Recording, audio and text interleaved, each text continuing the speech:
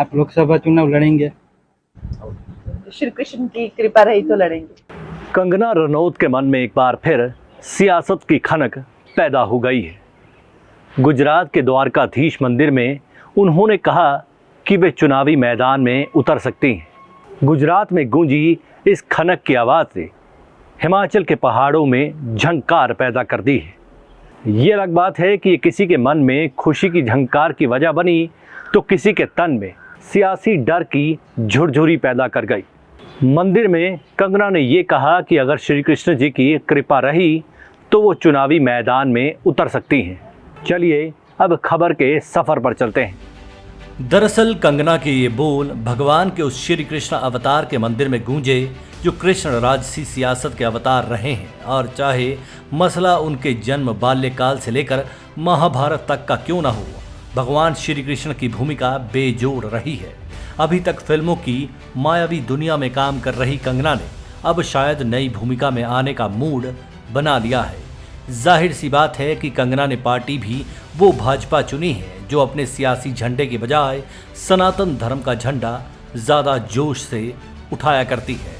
ऐसे में जाहिर सी बात है कि अगर कंगना ने लोकसभा चुनाव लड़ा तो वह अपने गृह लोकसभा क्षेत्र यानी मंडी पार्लियामेंट्री से चुनाव लड़ सकती है या फिर चंडीगढ़ से। अब आते हैं हिमाचल से जुड़े उन पॉलिटिकल फैक्टर्स पर जिनमें भाजपा को कंगना रनौत बतौर उम्मीदवार हिट एंड फिट नजर आ सकती हैं।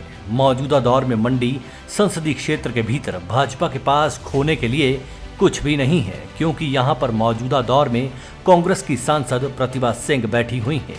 अगर कंगना को प्रतिभा के मुकाबले खड़ा किया जाता है तो दो फैक्टर इनके हक में जाते हैं। पहला, महिला के मुकाबले महिला हो जाएगी। दूसरा, दोनों राजपूत बिरादरी से महिलाएं होंगी।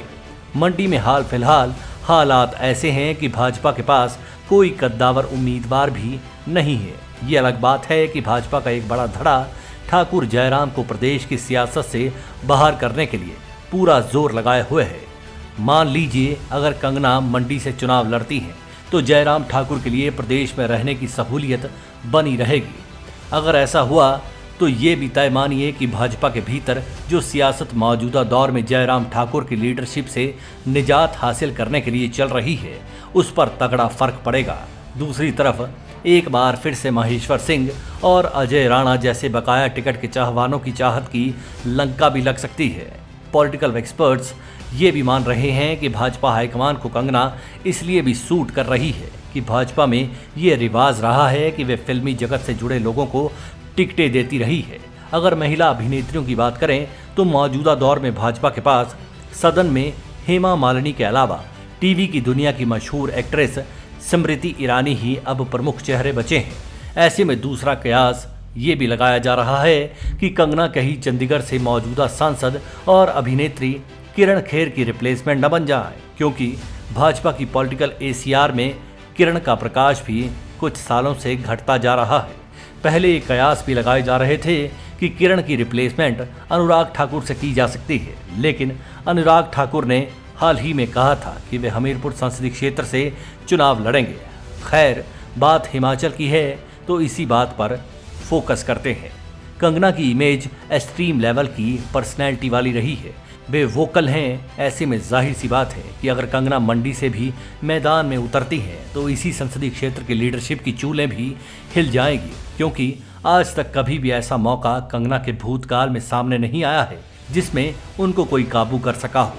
लेकिन सियासत है, कब क्या हो जाए कुछ कह नहीं सकते।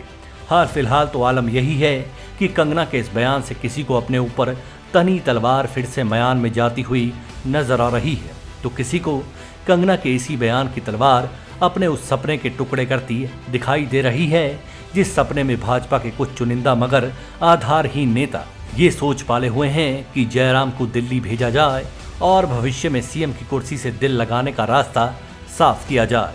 भविष्य में क्या होगा ये तो किसी को नहीं पता, लेकिन कंगना का इतिहास ये गवाही देता है कि मंडी की ये माठी येन केन प्रकारेण हर झंझावात को अपने लिहाज से बिना किसी लिहाज किए निपटाती चली जा रही है।